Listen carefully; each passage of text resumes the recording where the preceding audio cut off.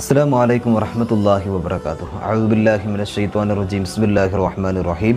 അൽഹംദുലില്ലാഹി റബ്ബിൽ ആലമീൻ. അല്ലാഹുമ്മ സ്വല്ലി അലാ സയ്യിദിനാ മുഹമ്മദിൻ വഅലാ ആലി സയ്യിദിനാ മുഹമ്മദ്. എല്ലാവർക്കും സുഖമെന്ന് പ്രതീക്ഷിക്കുന്നു. അല്ലാഹു സുബ്ഹാനഹു വ തആല നമ്മുടെ ജീവിതത്തിൽ ഖൈറും ബറക്കത്തും അല്ലാഹു പ്രദാനം ചെയ്യട്ടെ. എല്ലാവിധ ശർറുകളെ തൊട്ടും അല്ലാഹു നമ്മെ കാത്തുരക്ഷിക്കട്ടെ. ഹബീബായ നബി സല്ലല്ലാഹു അലൈഹി വസല്ലമ തങ്ങളെ സ്നേഹിച്ചുകൊണ്ട് ജീവിക്കുന്ന, അവിടുത്തെ തിരുസുന്നത്തിനെ മുറുകെ പിടിച്ച് ജീവിക്കുന്ന സത്യവിശ്വാസികളിൽ അല്ലാഹു സുബ്ഹാനഹു വ തആല നമ്മെ ഉൾപ്പെടുത്തി അനുഗ്രഹിക്കട്ടെ. ആമീൻ യാ റബ്ബൽ ആലമീൻ. എൻ്റെ പ്രിയമുള്ളവർ, ഇന്ന് നമ്മൾ പരിചയപ്പെടുന്ന വിഷയം അള്ളാഹുവിൻ്റെ ഹബീബ് സല്ലല്ലാഹു അലൈഹി വസല്ലമ തങ്ങൾ. നമുക്കറിയാം, ഈ പ്രപഞ്ചത്തിന് തന്നെ അനുഗ്രഹമായിട്ടാണ് മുത്തനബി സല്ലല്ലാഹു അലൈഹി വസല്ലമ തങ്ങൾ ഈ ലോകത്തേക്ക് കടന്നു വന്നത് എന്ന് നമുക്കറിയാം. ആ ഹബീബായ നബി സല്ലല്ലാഹു അലൈഹി വസല്ലമ തങ്ങളുടെ ജീവിതത്തിൽ വളരെയധികം ശ്രദ്ധിച്ചിരുന്ന, വളരെയധികം സൂക്ഷ്മതയോടെ നമ്മോട് ചെയ്യാൻ വേണ്ടി കൽപ്പിക്കുകയും ചെയ്ത ഒരു പ്രധാനപ്പെട്ട കാര്യത്തെക്കുറിച്ചിട്ടാണ് ഇന്ന് നമ്മൾ ചർച്ച നടത്തുന്നത്.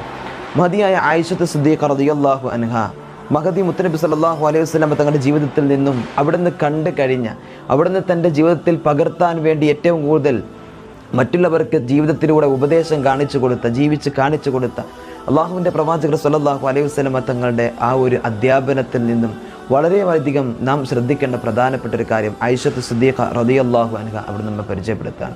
മഹദിയായ ആയിഷത്ത് സിദ്ദീഖ റളിയല്ലാഹു അൻഹ അവിടുന്ന് പറയാണ്, വ അൻ ആയിഷത ഉമ്മുൽ മുഅ്മിനീൻ റളിയല്ലാഹു അൻഹ. മഹദിയായ ആയിഷത്ത് സിദ്ദീഖ റളിയല്ലാഹു അൻഹ അവിടുന്ന് പറയാണ്, ഖാലത്ത് കാന അബ്ഗദൽ അശ്യാഇ ഇലാ റസൂലുള്ളാഹി സ്വല്ലല്ലാഹു അലൈഹി വസല്ലം അൽ കദിബു. മുത്തനബി സല്ലല്ലാഹു അലൈഹി വസല്ലം തങ്ങൾ തൻ്റെ ജീവിതത്തിൽ ഏറ്റവും കൂടുതൽ ദേഷ്യം വെച്ചിരുന്ന ഒരു കാര്യം, അതേപോലെ തന്നെ അവിടുന്ന് ഏറ്റവും കൂടുതൽ വെറുപ്പ് കാണിച്ചിരുന്ന ഒരു കാര്യമാണ് അൽ കദിബു, കളവ് പറയുക എന്നത്.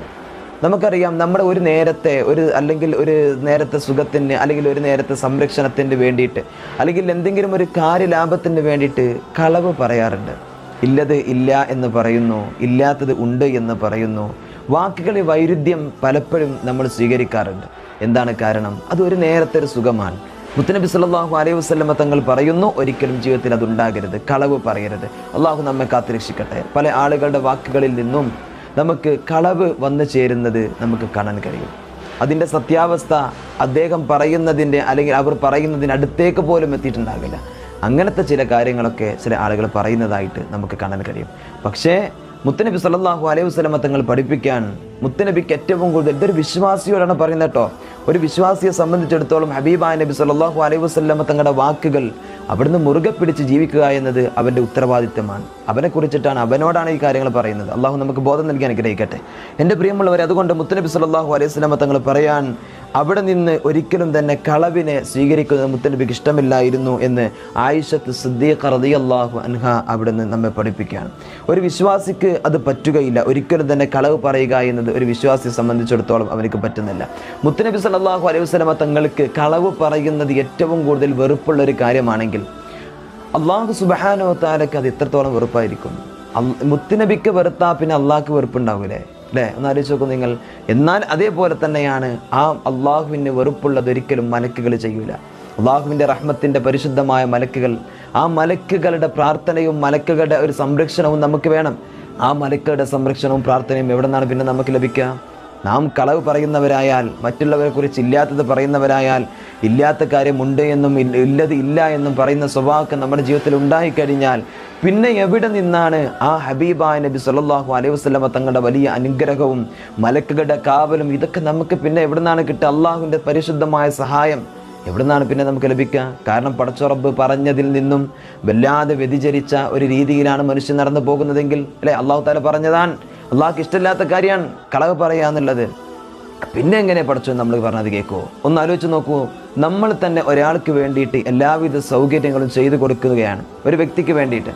ആ വ്യക്തി ആ കാര്യങ്ങൾ എല്ലാം സ്വീകരിച്ചുകൊണ്ട് നമ്മെ അനുസരണക്കേട് കാണിച്ച് നടക്കുന്ന ഒരു വ്യക്തിയാണെങ്കിൽ നമുക്ക് എത്രത്തോളമാണ് അയാളോട് താല്പര്യമുണ്ടായിരിക്കുക? നമുക്ക് എത്രത്തോളം അദ്ദേഹത്തോട് വെറുപ്പുണ്ടായിരിക്കും? എന്ന പോലെ തന്നെ അല്ലേ അള്ളാഹു എല്ലാവിധ സൗകര്യങ്ങളും സഹായങ്ങളും ഒക്കെ നമുക്ക് ചെയ്തു തന്നിട്ട് നാം ആ പടച്ച റബ്ബ് പറഞ്ഞതുപോലെ അനുസരിക്കുന്നില്ല എങ്കിൽ, ആ പടച്ച റബ്ബിന് എതിരാണ് നമ്മൾ പ്രവർത്തിക്കുന്നത് എങ്കിൽ, ആ പടച്ച റബ്ബിന് എങ്ങനെ നമ്മളെ പിന്നെ ഇഷ്ടമുണ്ടാകുമോ? ഇല്ലല്ലോ. അതുകൊണ്ട് പടച്ചവൻ അറിയുന്ന ഒരു ജീവിതം നമുക്ക് വേണം. അതിന് നമ്മുടെ നാവിനെ നമ്മൾ സൂക്ഷിക്കുക. മുത്തനബി സല്ലല്ലാഹു അലൈഹി വസല്ലം തങ്ങൾ പറഞ്ഞല്ലോ, 2 എല്ലില്ലാത്ത വസ്തുക്കളെ, ശരീരത്തിലെ അവയവങ്ങളെ നിങ്ങൾ സൂക്ഷിച്ചാൽ ഞാൻ നിങ്ങൾക്ക് സ്വർഗം കൊണ്ട് ജാമ്യം നിൽക്കുമെന്ന് ഹബീബായ നബി തങ്ങൾ പറയാണ്. ഒന്ന് പറഞ്ഞത് നാവാണ്, അല്ലേ? പിന്നെയാണ് ഗുഹ്യസ്ഥാനം അവിടുന്ന് മുത്തനബി സല്ലല്ലാഹു അലൈഹി വസല്ലം തങ്ങൾ പഠിപ്പിച്ചത്. എന്നാൽ ആ നാവ് കൊണ്ട് നാം പറയുന്നത്, നാം മറ്റുള്ളവരെ കുറിച്ച് പറയുന്നതും എല്ലാം നമ്മളൊന്ന് ശ്രദ്ധിക്കണം. അള്ളാഹു നമുക്കതിൻ്റെ ബോധം നൽകട്ടെ. വകാന സല്ലല്ലാഹു അലൈഹി വസല്ലം ഇദാ തലഅ അലാ അഹദിൻ മിൻ അഹ്ലി ബൈത്തി, തൻ്റെ കുടുംബത്തിൽ നിന്ന്, തൻ്റെ അടുത്തവരിൽ നിന്ന് ആരെങ്കിലും കളവ് പറയുന്നതായിട്ട് മുത്തനബി സല്ലല്ലാഹു അലൈഹി വസല്ലം തങ്ങൾ കണ്ടു കഴിഞ്ഞാൽ ലം യസൽ മുഅരിദ അൻഹു, നബി സല്ലല്ലാഹു അലൈഹി വസല്ലം തങ്ങൾ പിന്നെ അവരെ പരിഗണിക്കൂല, പിന്നെ അവരെ മൈൻഡ് ചെയ്യുന്ന ഒരു സ്വഭാവം നബി സല്ലല്ലാഹു അലൈഹി വസല്ലം തങ്ങൾക്കില്ല. ഏതുവരെ എന്നറിയോ? ഹത്താ യുഹദിസ തൗബതൻ, അവൻ തൗബ ചെയ്തിട്ട് ആ വിഷയത്തിൽ മടങ്ങുന്നത് വരെ മുത്തനബി സല്ലല്ലാഹു അലൈഹി വസല്ലം തങ്ങൾ അവരോട് മിണ്ടുകയില്ല, അവരെ മൈൻഡ് ചെയ്യാറില്ല എന്ന് ഹബീബായ നബി സല്ലല്ലാഹു അലൈഹി വസല്ലം തങ്ങളുടെ പ്രിയ പത്നി ആയിഷത്ത് സിദ്ദീഖ റളിയല്ലാഹു അൻഹ അവിടുന്ന് നമ്മെ പഠിപ്പിക്കാൻ. അതുകൊണ്ട് എത്രത്തോളം ഗൗരവമുണ്ട് കളവ് പറയുന്നതിനെ കുറിച്ച്, അതിൻ്റെ ഒരു പാഠമാണ് ഇവിടെ നമ്മൾ പഠിച്ചത്. കളവ് പറഞ്ഞാൽ എന്തൊക്കെയാണ് നഷ്ടം, അതുകൊണ്ട് എത്രത്തോളം ഷെറുണ്ട് എന്ന് ഈ ഒരു കാര്യത്തിൽ നമുക്ക് മനസ്സിലായിട്ടുണ്ടാകും അല്ലേ. നമ്മൾ എന്തൊക്കെയോ പറയും, ജോലി സംബന്ധമായിട്ടുള്ള കാര്യങ്ങൾ, നമ്മുടെ മറ്റു വിഷയങ്ങൾ, ഇതൊക്കെ നമ്മൾ വല്ലാതെ മസാല ചേർത്തിട്ട് നമ്മൾ സംസാരിക്കും. എന്താണ് അതുകൊണ്ട് നമുക്ക് നേടാൻ കഴിയുന്നത്?